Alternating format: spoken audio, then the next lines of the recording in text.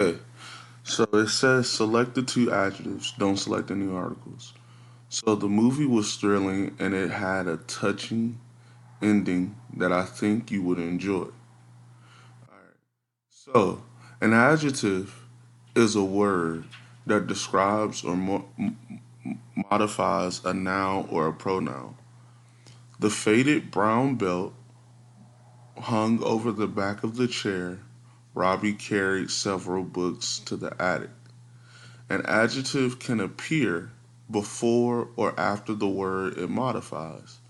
So, Nell planted the fragile seedlings tenderly.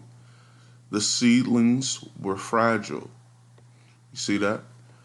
Adjectives that come after the word they describe are usually connected by a linking verb like to be, to seem, to appear, or to look. He seemed eager for the mail to arrive. So the first adjective, and when we was looking at the one up top, is thrilling, which modifies the noun movie. The second adjective is touching, which modifies the noun ending.